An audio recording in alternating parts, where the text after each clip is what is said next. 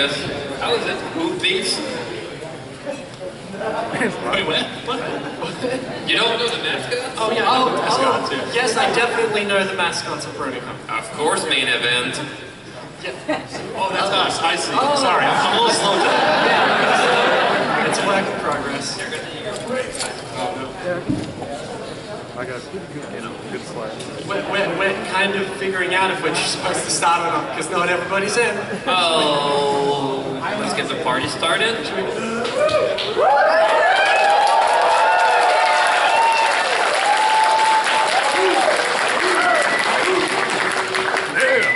Alright, should we introduce ourselves? I think so.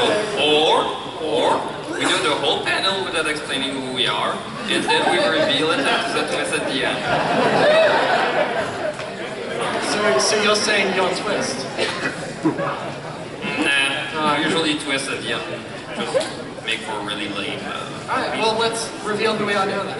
I think so. Who are you? I'm Black Griffin. I have to say this stuff. Well, I was gonna go with the joke, but I'm a little shy if I am. Okay.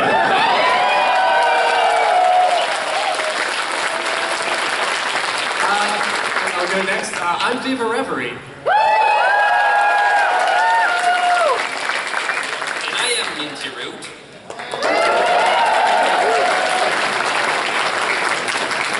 And we are the YouTube Ponies. So, with season 9 ending very soon, not being, doom posting, but, it's gonna happen. A lot of people just want to see ponies just in motion, and I think one of the great things with YouTube is that we can create our own content, our own ideas, our own, for example, animation, live action videos, reactions, everything that we can make to just keep the spirit going. And I think with this panel we can talk about what we can do as creators. Obviously we don't have the budget that DHX has, we don't have the promotion that Hasbro has, we don't have what they have. A lot of it's in-house, just figuring it out as you go. I'm not an art student or anything. I figured out how to animate by guessing. But we have something that Hasbro doesn't have. We do have the ability to ship the ponies that they're not registered. First. Oh, snap!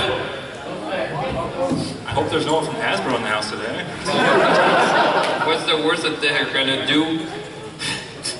They're gonna end BronyCon, that's what. It's worth the risk. There's still people coming in. Can we like applaud for the people who are still coming in? Thank you everybody for showing up. This is really cool. But remember, the fandom is dying. Oh, the fandom is very dead right now. I know, I forgot about it, Visually, we can tell how dead the fandom is by the we can. like, what, there's 15 people in I'm being sarcastic. Just at least 15 people. All right. Do we want to start talking about YouTube Ponies? That is the name of this panel. I think so. All right. Let's talk about how to create a YouTube channel. Okay. First, you create a Google account. I had a lot of people who came to me and they were saying, well, I'm gonna start a YouTube channel soon. And I was just, obviously I'm just thinking, no, just do it now. Yeah. Like, it's gonna take 10 minutes. They're gonna ask you for your phone number so you can have videos over 15 minutes long, unless it changed since then. That's it. Yeah. It is. It used to be a very well, no, I guess it never was a complicated sort of thing to set things. It's like how I originally did it is I'm like I want to make videos, and so I looked up video making programs. No, I didn't because Windows by default had Windows Media, not Media, Windows Movie Maker, and I used that for my really early stuff. This is before movies, but it was a start, and that's definitely the best place to just like. The easiest entry-level stuff is where you should be looking if you've never done it before. Yeah, any early start, anything you can get, Yes. even if it's the free Windows Movie Maker. You don't. I see a lot of people, they jump to like, oh, I gotta save up for this and that. And it's like, Gotta no. get Adobe Audition to edit your audio. No, get Audacity. Yeah. It is free, and I still use it. I have auditioned with the suite, and I still use Audacity. I love it. Yeah, it's great. Well, that and cameras, like I'm gonna get, a red camera, like those $6,000 cameras, they're still really good because they use that for movies. Things that cost like millions of dollars to do, just use your phone. Yeah, it's fine. Like if you have a creative idea, this is my #1 tip. Tip #1: YouTube Ponies. Tip #1. If you have a creative idea, you will shine above the rest, no matter the quality. So one of the is this cheating to say the very first pony videos I made were about pony toys? So here's a little Celestia toy. I love to make new friends. So this is the same Celestia from that video. It's pretty exciting.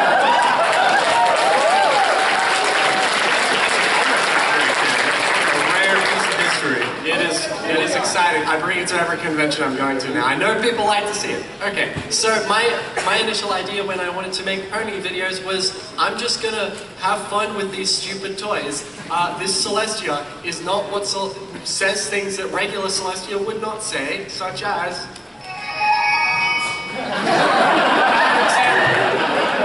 Bad example. But a lot of them are... My breads are so pretty. Like, okay, Celestia, asterisk. Changeling. So here's the question that is in everybody's mind. Is it the same battery as the first video? Yep, no, I haven't changed the batteries. These things are obscenely durable. So the fandom is gonna live as long as those batteries live. Hopefully longer, but yes. That's good to know. Yeah, so, right, so my initial idea was I'm gonna have fun with these toys. Nobody had really done anything like that before, as far as I know. Or at least maybe I was like the first one to sort of, get in people's like, what's the word I'm looking for? Eye sockets. And I like found a way to turn making fun of these stupid toys into a thing, and my video quality back then was not fantastic. It was just off my old iPhone that I still use as a phone, which is a terrible idea. I just winged it, and people caught on, and it can be that way for anybody. And I think that's one of the really exciting things about like just making videos. If you have a really cool idea, do it. Here's a tip. Tip #2 for YouTube Ponies. If you want to make content that would entertain you, there will be other people who probably have similar interests and like the same things you do. So even if a video is one that only you would like, that's like the best place to start, I think. You said something funny. What did I say? Winged it. Let's go. I'm a princess. Are you a princess too? Thank you, Celeste. So I guess I should mention where I got my start on YouTube, because I've actually made a wide variety of things. There was just like a couple that really stood out, people started subscribing for, but really my start was just recording silly little videos and then extracting the ponies from the show and putting them in my videos, and I was kind of starting the Pony in Real Life thing, which you might know, Storm XF, he's the one doing the big videos now. So that's the sort of video I was making, except not nearly as good as his today, of course. But and then I slowly started making other stuff, PMVs, and then of course Cinemare Sins is a big one. And some of more recently the top 10 pony videos, which it's been a pleasure to work on. So yeah, big variety here. Yeah. Oh, I almost forgot to mention that I'm not doing the toy videos anymore. I moved on to animating, which is like a very weird leap.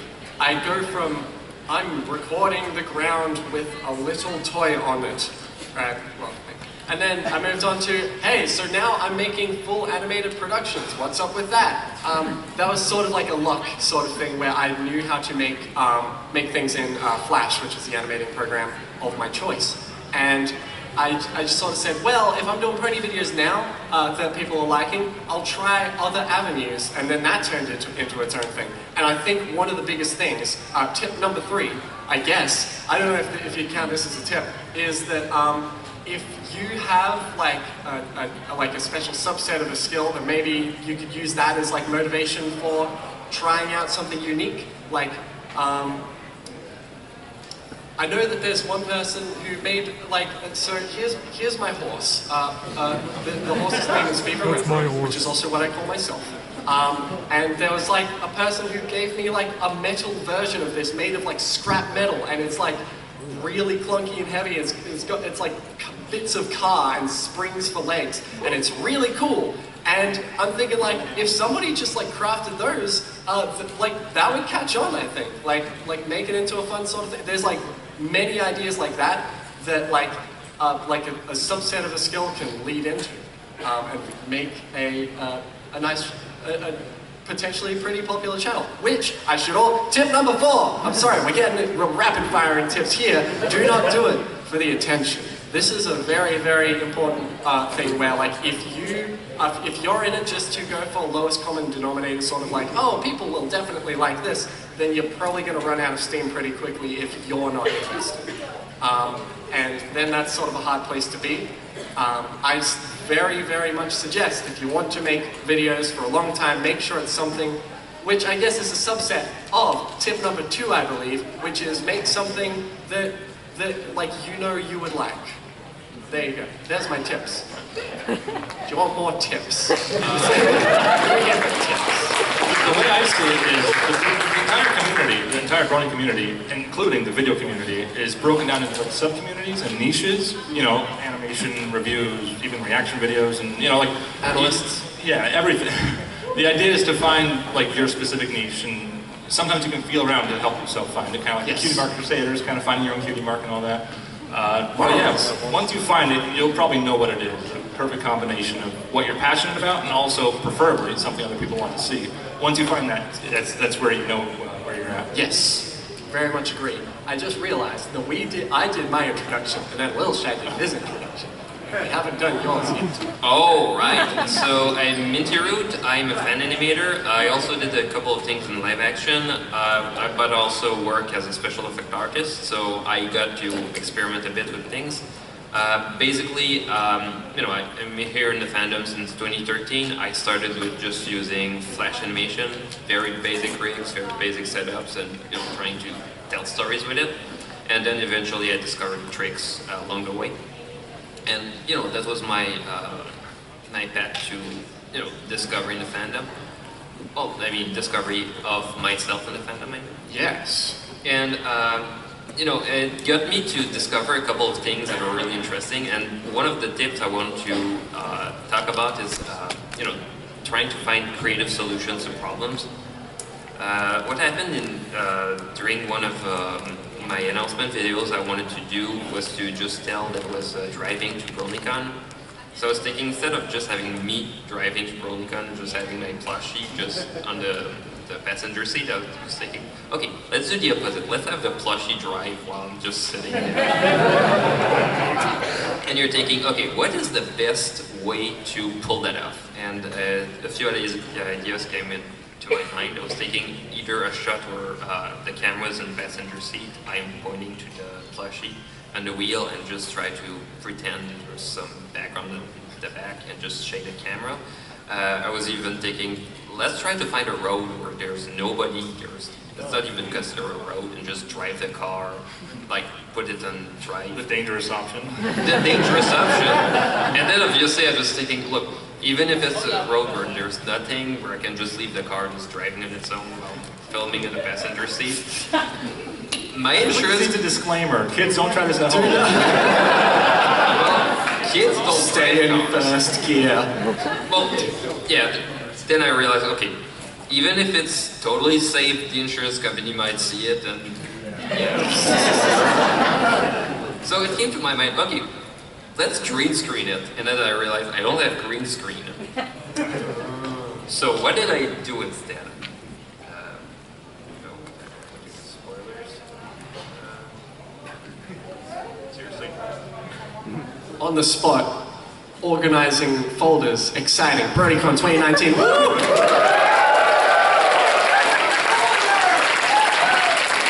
This isn't E3, this is all real. Oh, yeah. Best part. Thank you. You're breathtaking.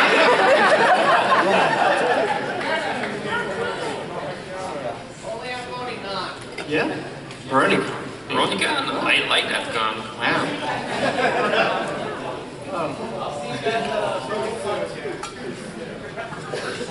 Alright, explain what's going on here.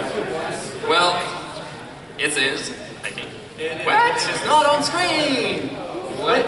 We were dealing with it and it's showing. Oh my god, no. We're just gonna watch it without you guys, it's top secret. This is Okay. exciting. Oh my god, I know what the hell I'm doing. Let's get more tips. More tips while we're waiting. Alright.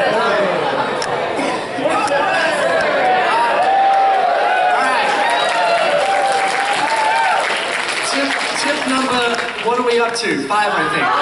But tip number 5, if you want to do animating, look up tutorials because it is very, very confusing. And chances are, even the people who you admire, they started off by just going on YouTube and being like, oh, is that what a puppet is? Like, it's definitely like that everybody has a starting point. Some people go to a school. I did not. I completely figured things out, just like at home, just like, all right, I want to make a silly animation with a horse. How do I get it? And then I discovered how Flash interacts with like your character puppets and like symbols inside of symbols, which is essentially body parts. Like you've got legs, which are a body part inside, like the torso. No, it depends on your workflow. But essentially, everybody has like their own way of figuring things out, and you will never figure it out unless you'll never figure your own way out unless you go and experiment, and look up tutorials, and be like, I drew a stick man. And then progress will be made. Wow, there's still people entering. Isn't this exciting? Thank you very much for coming, everybody.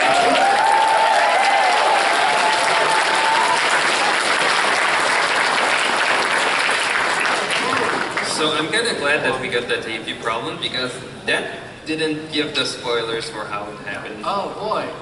So let's do it. There's no sound like Have fun, cry together because animation is kind of sad. And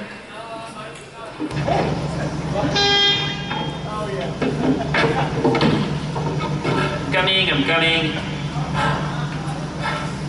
Sorry, I was just, shooting an announcement video.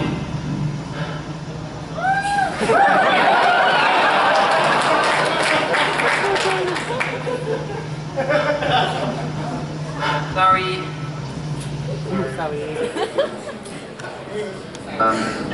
his neckband is alone. This shot is done.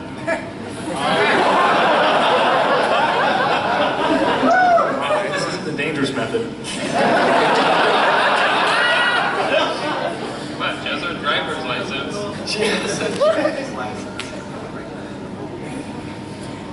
So that thing was not as complex as it sounded because actually I have a very simple breakdown. You cheated is what you're saying. Don't you?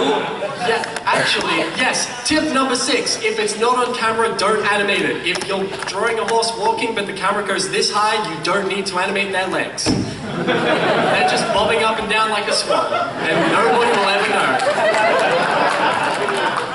So, the actual shot was a bit like this. So, the car itself, obviously we decided to film it in a parking lot to get the actual lighting from outside, because if we went with green screen, we'd have green reflecting the car. Which you can edit out, it just takes a lot more time. Yeah! And we don't always have the time. So a blue patch to cover up the reflection from the wall of the house. A roto of the entire zone of the car because the car was static. Then rotoed that part of the window. And the back itself, we realized was a single color, so it was much easier. Just key it like that. Then apply yeah. There we go. Then apply the background, which was just stock footage I found from YouTube. And just to try to sell. And there was a null here. Basically what it does with the wiggle, basically just shaking around. So by shaking around, just giving that shake of a camera filming a car that's moving. Yeah, then just a pass to just improve the colors. So here you really saw the clipping of the camera, and you saw some kind of bloom effect, and then a bit of light like that. There was a few other things, for example, reflection in the windows. It was just the same stock footage playing backwards. I think it's worth pointing out, this is compositing, Yep. so it's kind of, in a way, a combination of video editing and animation. Yeah. So it's somewhere in the middle in a way. It's different, but I guess you can make a comparison from a technical sense. And maybe, I don't know if you pointed out, this is After Effects, so this is a little more advanced for beginners. is. but- Yes, this is not your beginning, where you would begin. You would probably begin in Microsoft Paint and figure things out. Who remembers Pivot? Pivot was great! Who remembers Pivot? Pivot was a stick figure animating software where you drag limbs around and the program interpolates the frames between them, and you're just like, I made an animation. And I guess you did. It's always two stickmen fighting. Oh, yes. You can definitely make some really, really good, even though it is a really basic entry-level program, if you understand the fundamentals of how to make something look good, you've got your 7 principles, 12 principles of animation? I'm stupid. Shut up.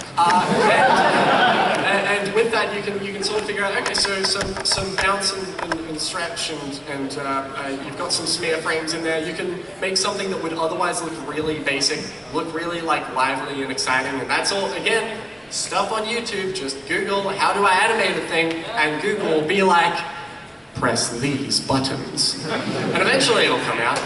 It's always some 14-year-old giving the tutorials, right? Well, yeah, if you're lucky, you can get someone a bit who really understands their stuff. You got some professional places, like Linda is pretty professional. I think Skillshare is another one. Yeah, which has people who really understand everything. Not sponsored, not sponsored. Not sponsored. We're just giving tips. Yeah, these people just know what they're doing. They just say, okay, so here's a nice little listicle tutorial thing, and here's how it'll help you start off what you want to do. Yeah.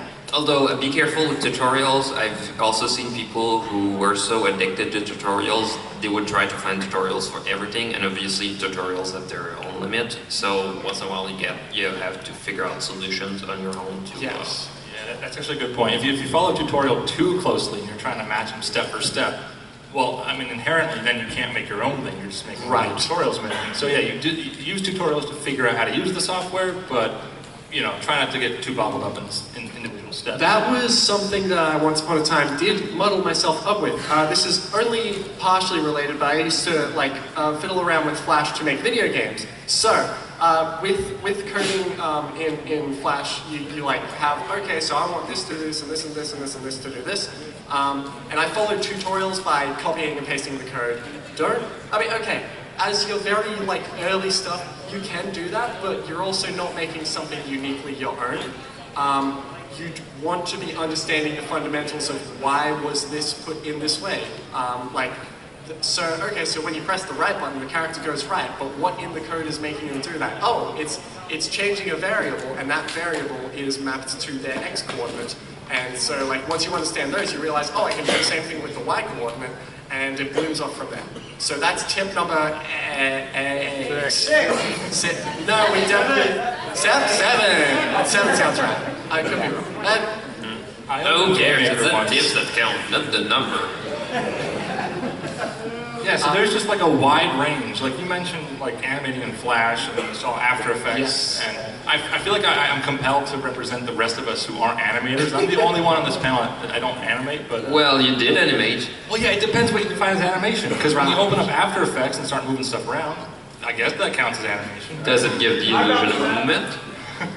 Yeah, so also the other ways you can make videos is just simple reviews, because if you have an engaging personality, all you need is to sit in front of the camera and talk, you know? Yeah. The biggest tip I can give is maybe edit it down the best you can, because I see a lot of people for like an hour, and you don't really get an audience that way, but yeah, if you can just sit in front of the camera and chat about something you like, and you know, that works. You don't have, I'm trying to say you don't have to jump into animation and After Effects and all that. It's definitely, if you want to do animation, then look into animation. If you have other aspirations, then like those will probably be fine too.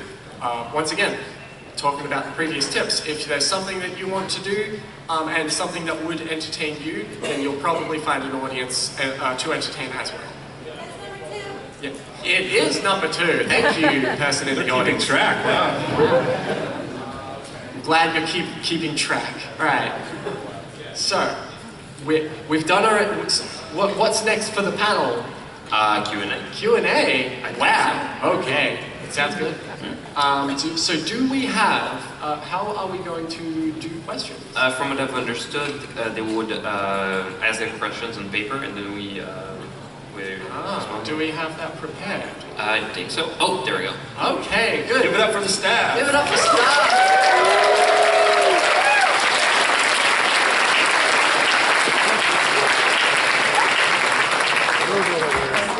Fantastic.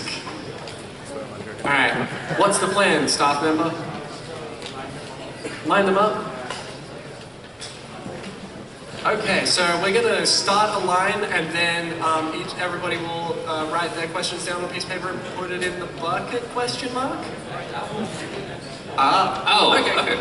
So our friendly staff member will read it, and so if we want to get a line, where are we getting a line? Right, this lane. Anybody wants to ask a question, get a line in that lane. So what are we framing for the questions here? Just anything video related? Anything? I'd say I'd say like branch it out to anything. It could be about YouTube. It could be about us specifically. Figure it out as we're going along. So while people are lining up, let's see if we can think of one more thing to talk about. Do we have a tip? Do either of you have any tips? Thank you. Should I be here with tips? Trying to think of something you haven't said already. Okay, let me think. Tip number 9, or whatever we're up to. 8 sounds right. Tip number 8. Remember to give your videos a good thumbnail, because there will be plenty of people who will get a video in their related video section and not click on it because they're like, I don't care for that thumbnail. So make something like eye-catching and exciting. Make sure it's relevant to the video. That's all. You know, to be honest, we can have a panel just on thumbnails. Yes, there's a lot of thumbnail fundamentals and there's I got 2 really quick mini tips just for thumbnails. So the human eyes are usually attracted to faces, so having some sort of face in thumbnails. That's also why it's a good idea to have a face as your profile picture, I believe. It attracts people and makes you feel more like a person and not a company. Unless you are a company. Yeah. And I got one more. I actually heard this from Vsauce. They say if you shrink down the thumbnail down to the size of like a postage stamp and it still looks good, even if you can't read text in it, just shrink it down, and if it looks good, that's a good thumbnail. Yes. There are definitely some people who are up there that get like really big numbers and they have really tiny text in their thumbnails, but it's fine because like the rest of the thumbnail looks fine. Or maybe they have a reason for it. It's different for different people. Oh, and no typos in the title as well. Typo? Yo, there was a video that mini tangent time. I made an animation called My Little Her Fishing. There's a H at the start of fishing, and that was intentional. And Equestria Daily fixed the typo. It was an artistic decision, and they called it My Little Fishing, and they were wrong. Oh boy. Okay, how long does it take to make you an animation? To animate? Oh boy, to make just one animation can take, for sometimes some animation can take just 3 days. Like, for example, just a setup with 3 shots. Just an establishing shot, a reaction shot, and just that thing can be done in 3 days. You got things with 50 shots that just happen. It can take 8 months, can take even more. It takes a lot of time depending on what you want to achieve. One of the things I suggest if you do something that's long to proof it, do a storyboard and then animate it first, instead of trying to just try to make all the shots on your own. Yeah, I think you both have lots of experience when it comes to making animations over long periods of time. Oh, do you mind if I shill for a millisecond? So there is an animation called Brony Polka Animated that I presented at BronyCon 2016, 3 years ago, at this convention, and it's finally finished, and I'm presenting it at this convention tomorrow at Animating Live. That's a 3-year period from start to. I mean, it wasn't started in 20. Well, it was kind of started in 2016, but it was mostly we're getting a lot of questions, but I should probably wrap this up a little bit. But that was a 3-year project, and so there's some things that just take ages, and There's actually a question here which is very relevant. Viva, what video challenged you the most? And I'd say it's probably Brony Polka Animated.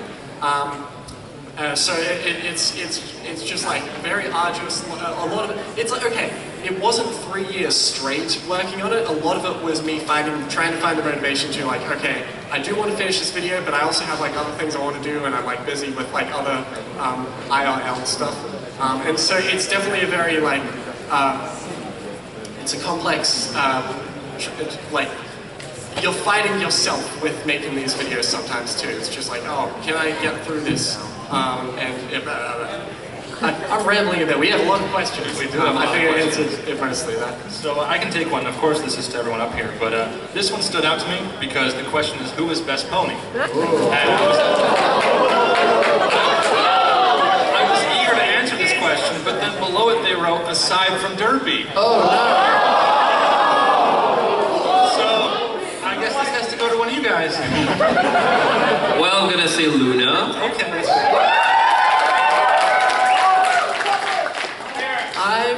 I always feel conflicted with this one, but I like saying either Pinkie Pie or Rainbow Dash. Ask me on different days, and I'll have a different answer. Otherwise, I also have a lot to say about Cheese Sandwich.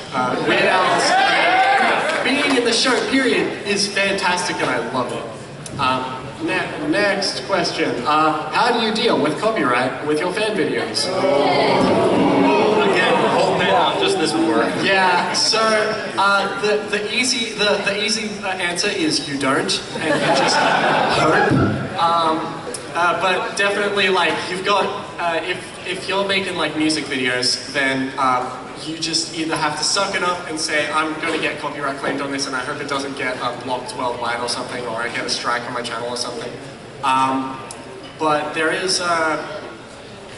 are ways around it. For example, maybe you could do a cover of a song. I'm pretty sure that's 100% fine. Arguably. Depends who you ask it. There's an asterisk over that as well. But there's also, you can try and find royalty-free stuff online where like you will not get copyright claimed for any of it because you're not supposed to, because that's the point of royalty-free public domain. That kind of stuff is totally fine. Otherwise, you just pray that it's fine, yeah, I sort of have like a self-imposed thing where I say I don't like monetizing anything that has music I didn't make in it. So, but there's like a couple exceptions, but they're like piece by piece. Yeah, so copyright sucks. Yeah. Well, one of the things, you're probably going to get demonetized for music, but for video you might get a strike. So yes, avoid video.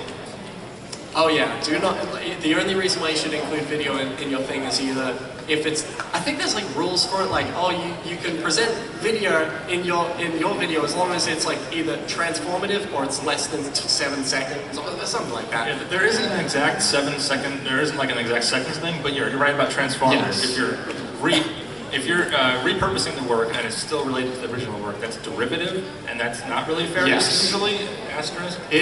Look it up online is the tip. So like most Pony videos are actually derivative of My Little Pony. Unless you're doing a review, that is a little bit different because it's criticism. But yeah, I could talk endlessly about fair use. I do have a video on my channel, if anybody, I don't mean to like plug it, but where I go in detail about Hasbro and content IP and all that, so check it out if you haven't already. Next question. Do you have any regrets in animation? I got a bunch. But a lot of it can be summed up to rush reproduction because obviously, you know, you realize that, you know, what you want to do is going to take a long time, so you want to get it started as quickly as possible. Once in a while, it just gives some really bad results. For example, rushing the writing process. So you end up with a lesser story, rushing for example, if you create puppets and you get some really weird things that occur while working on it, you realize that your rigs just don't work and you have to patch them all the time. Or for example, you leave a glaring mistake that just in one rig that just occurs in all the shots, so you need to patch all the shots instead. Yeah, it can be really annoying. And for short productions, that's bad because, you know, you're probably going to take 3 weeks to get the entire thing done. It's going to be there, you learn from the lesson, but if the production takes a year, well, it's a whole year of pain. I just realized, extrapolating from what you said there, tip number 10, cool, we're in the double digits. If you're early, I'm wrong again, I keep thinking, alright, you're right. Tip number 9 is, if you are starting out, start with short projects, because if you dive straight in saying, I'm going to make a 2-hour movie, then you will run into so many roadblocks and there'll be things that you didn't realize you should have done differently. So definitely very, very good tip is just chill out and say, I'm just going to make like a thing that's a minute long at most or something. Or maybe not even, I guess it depends on the kind of work. You can make short, silly videos for fun that are just seconds long, and you can still learn a lot from that sort of thing. Yes, very, very highly recommended. Try things out, and you'll make it. Let's go to another. I've got a very quick question here. Viv, when is part 3 of JoJo, but really, really fast, coming out? That's a video series that I'm making on my channel. It's coming out after I'm done with BronyCon because I've been working on Brony Polka animated until now. Thank you, whoever asked that question. All right, I got one here for everyone up here. What is the most hardest, but also the most rewarding video you worked on? And I personally have kind of like a 2-part answer to this one. Was the Reading Dumb Messages video I made recently. That was a really big production where I filmed it across many days and put it all together, and it was really rewarding just because I liked how it came out. But also the Equestria Girls Sins videos, because they were difficult to make because of their length, and I spent a lot of time on them. But they were kind of where my channel got its start, and a lot of people found me. So both those were very rewarding. How about you guys? In my case, Luna's determination, because it really helped me to just find a way to actually get animations done that actually feel like what they were meant to be. Using a really effective pre-production process. Also, it really helped me to find a bit more my style. So, I forgot what the question was. I was managing through these.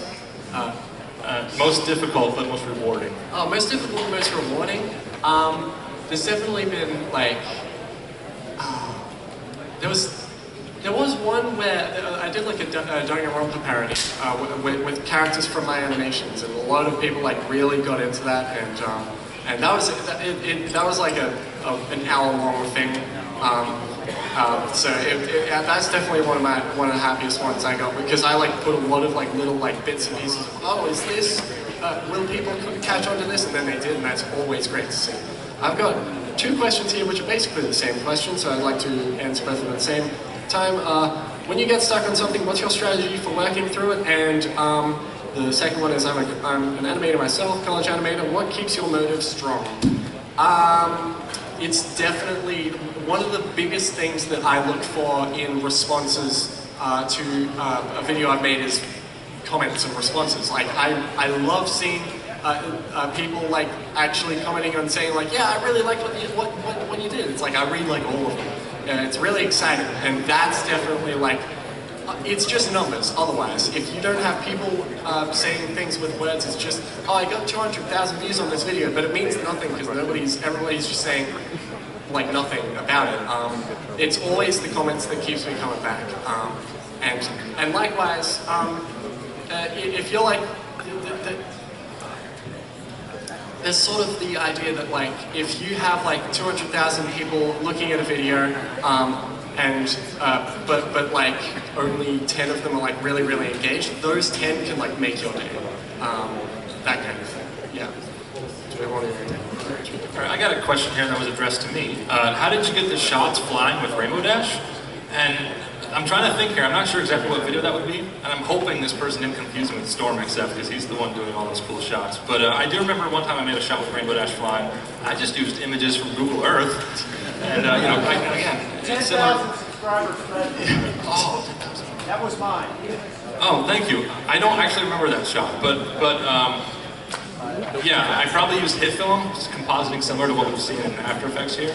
Again, I'm afraid I don't remember that one shot, but yeah, thank you for the question. Do you have one? I've got a which Brony's React video is your favorite that you participated in?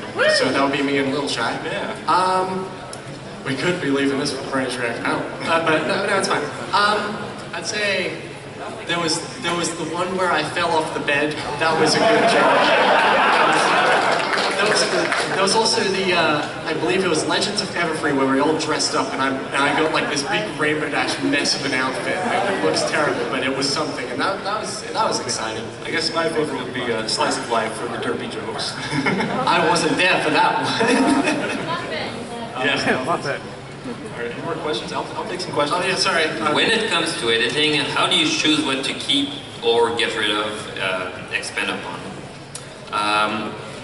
One of the things with animation is that you can't really afford to animate a shot and get rid of it. So one of the things that happens that during the storyboard and animatic process, most of those shots just get deleted at that point instead of getting deleted afterwards. Because otherwise we would be wasting weeks of work just to something that is not useful. Which is also why I think pre-production is very important if you work on a project, because I made a mistake. I started a whole project once and I realized midway through that I could just not pull it at all. So I had to redo it entirely. And I think I wasted 6 months on it. All right, I got two here that are kind of similar. One is, how many errors do you find in your works before you post it? And once you upload a video, have you ever noticed mistakes? And this goes to everyone, and I'm pretty sure we can all answer yes. I know in my videos there's always at least like one big mistake, and I try to get them beforehand, of course. Usually it's typos and stuff for me. But I want to hear from animators what sort of mistakes. The thing about animating is very often I'm just like, oh, I can fix that up, oh, I can fix that up, oh, I can fix that up. But if you're doing that forever, tip number 10, tip number 10. Okay, so tip number 10 is, we're finally actually in double digits this time. Sometimes you just have to stop. Sometimes you just have to be done with the video, because if you're modifying things over and over and over again, eventually it just takes too long for anything to happen. You got to move on eventually, and so eventually you just have to put down your pen, push away from your table, and say, okay, I'm going to release this. And it happens to everybody. And if you dwell on one thing for too long, you'll never get it done. I think the worst mistake I've ever let in a video was the cause of me trying to fix another mistake. Oh yeah. So I was at CMPC 2017. I was doing the opening ceremonies animation and was preparing it to be released after the opening ceremonies. What happened is that I realized right before the con that I needed to fix a mistake with the credits. So I had to go back on the editing, swap the credits, put them back on the video and render it on my laptop using remote access to my own computer because I couldn't access, I couldn't have my things on me. So I did, and then I realized after the release of the video that there was a glitch frame about 2 seconds in. that came just that one time. So it's just spawned me. It's not a bug, it's a feature. It's an Easter egg, you know?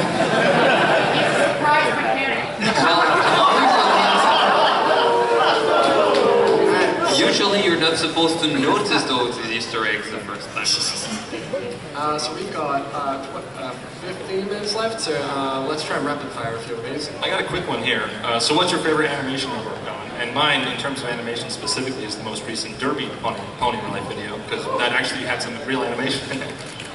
I'd say I've got a very large, not necessarily my favorite because I've already detailed over Brony animated Treating Happy Horses, which is the no one parody. I have a very big affinity for Applejack is a Rebellious Rocker, which is like a very, very old one where Applejack is singing to one of the Weird Al polka medleys, which I just love that one. It's just nice and charming. So shout outs to that one. Questions? Here's one. How many? No, you go first. Okay, how many frames per second do your videos usually have? 24 frames per second, and there is a reason for it. It is because 24 is divisible by 12, 6, 3, 2, and 4. So yeah, that is a very much an animator's question. Yes. Me personally, I like higher the better. 60 should be the standard, but that's not an animation thing. That's just a YouTuber thing. There's definitely people who animate at 30, which is fine. It's just if you're going for like, oh, I'm going to animate in twos as opposed to it's animator speak. But essentially, it means that you can have things go at very regular speeds while still being like relatively high. It's confusing. Oh, and 24. Oh, and I have a more personal one. Why did I choose to go from Flash to Toon Boom? I think the answer is kind of boring, but Flash kind of sucks. So one of the things with Flash, first of all, it causes a lot of lag because the rendering engine that they use for the display is entirely CPU only, so it's gonna crawl just to get those 24 frames per second. There's a lot of limited options. You don't have any 3D, so for example, if you want some perspective effect, you need to fake it yourself. You can rotate objects in 3D space. All you have skewing, which is really limited, and even when you skew, it doesn't want to tween the right way. Alright, so I have another question here, and this kind of goes out to everyone. The first one was, to me specifically, are you planning to make Cinemair Sins after the show ends? And my answer personally is, yeah, I can keep making videos for many more years. But... So that also kind of goes to you guys, because there was another one here. Do you plan to continue making pony videos after the show ends? This is actually an interesting question because for me in particular, I'm sort of trying to like branch out to other sort of like fandom stuff. I've done like a couple of anime videos. I did one on Death Note. I did a couple on JoJo's Bizarre Adventure, and so there's definitely like a few pony videos that I think would be fun to do. I'm obviously premiering Brony Polka animated here, but I am definitely trying to branch out to other things. It's not a case of I'm leaving the fandom. It's more a case of I'm trying to find other fandoms to have fun with as well. So, do we have any quick questions? Because we got to wrap up here. Yes, quick questions. So I do have a couple. Go ahead. All right. So, what's your favorite pony villain? Pony villain, Chrysalis. I'm going with Starlight Gleamer. Before she was good. I've got one. I don't know if this is short, but I'm shy with my voice, but want to entertain. What would you recommend to motivate YouTube stuff? Okay, so essentially, I'd say this definitely extrapolates off the previous tip, where make something that you think you would enjoy. Definitely go with the singing in the shower mentality, where you just pretend nobody can hear you. I'd say this is definitely a good way to sort of like jump out of that hurdle of, oh no, I can't focus because I'm thinking of everybody who's looking at me. If you don't think about that, and then you can create something great. All right, quick one. What's your favorite MLP crossover? And they mentioned All Out Equestrian. I think that would be my answer, just because of how big it is. That was for the two of us. What shocked you the most about the United States of America? very surprising thing about going to the US is when you have two people walking from opposite ends of a path, you go to the right, just like roads. In Australia, you go to the left, and so first few times I travelled here, kept bumping into people, and it was very awkward. What surprised me the most, you don't have flashing greens. What the hell? It's 2019. Any tips for getting started so late in the show's life? Once again, I'd definitely say it's if you have a unique idea, or if you have, or if you have something that you would like to see, then you make that. Alternatively, Generation 4 is over. Generation 5? Maybe.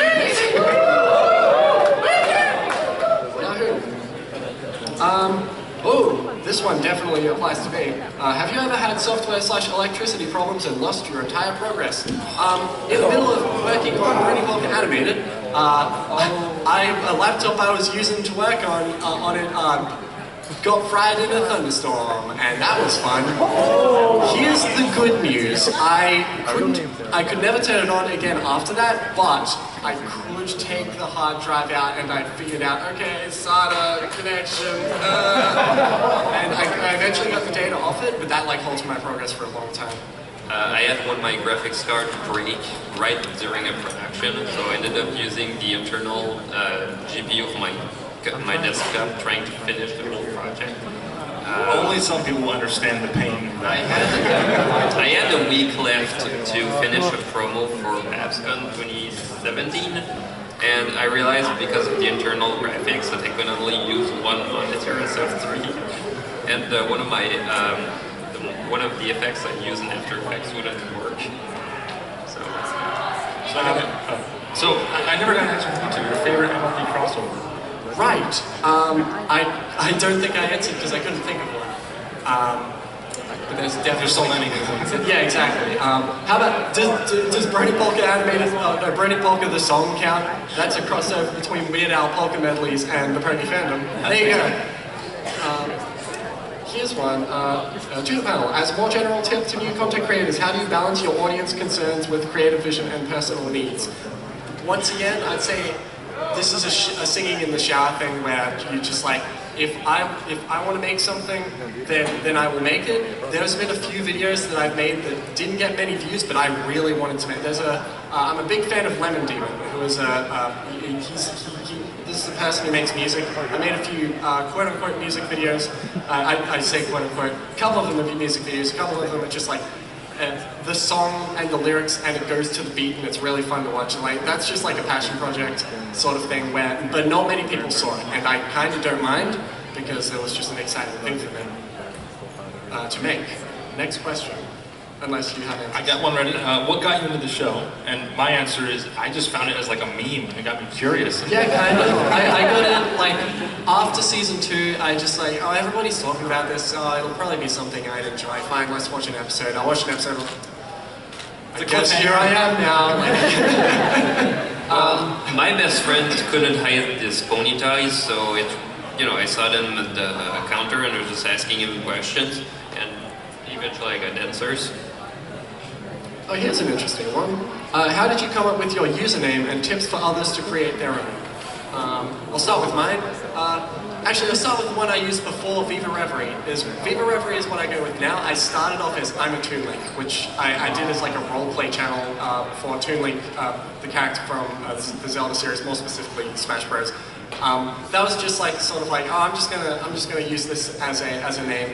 I changed to Viva Reverie. Viva Reverie is like it's kind of like okay, so you got Viva, which is like life or like life, and then you've got Reverie, which is like a sort of daydream, and so if you combine it up, it's like Viva Reverie, live the dream, living like power to the dream, like make something that you dream of. Essentially, I did that by like looking through a thesaurus and just sort of like just fiddling around. It's just like, oh, what sounds good, sounds vaguely name-ish, and is unique and means something. That's how I came up with mine. I used to be known as Player.exe back in 2013, and I hated when people just shortened it to player. So eventually, just realized, okay, I'm just gonna steal my Ulysses name. So I did. So I've actually, it's kind of unique. I've never changed my name since joining the fandom. It's always been Little Shy or Little Shy if I am. And absolutely no thought went into that. I have no story. I was signing up for some forums or something. I needed usernames like, oh, I need a pony name. Little for My Little Pony, Shy from Fluttershy, FIM, because surely someone took Little Shy by now. And, so yeah, that's where that came from. We only got like 4 minutes here. So. Yeah, we're more rapid fire. 2 all. Way back to voice actors / actresses. Who was fun to work with? So, like, if we have any names, we could talk about them. I did work with a few of the Brony analyst people for a couple of collab projects, so you've got a Serpent's Tail, you've got the Shipping Game, you've got the Charlie Brown Christmas parody. I worked with wonderful people. I worked with Dusty Cat, I worked with Anthony C, I worked with Silver Quill, I worked with I Love Impossible a lot. I worked with oh my god, so many names. Mike, I did not work with them. I mean, not in an animation, but yes. I did work with Scribble, but yeah, these people like being able to the energy that they bring. Anthony, I need to shout out especially, is fantastic to work with. It's a shame he wasn't able to come here. He's from Australia too, but oh man, it's great. I love working with other people. So I've got another one. Who is the worst character in the show or film? And I'll go first. I think Grubber. Yes. Grubber's the worst character. Don't you mean Grubber the Hedgehog? I don't have an answer because On the whole show and the movie? You don't have a worst? No. I mean, I could if you asked me, like, after I reviewed the entire show again, but... How about Fuzzy Glow? Oh, I like Fuzzy Glow. I like her. Here's another one. For someone who is always working, is it possible to start an animation or start animating or just making a channel period? I say yes. Just like, if you have some passion, then you can squeeze it in your free time, no matter what it is. If you have something, you can. That's definitely my tip number 11. If you want to do a thing, you can do it! Yay!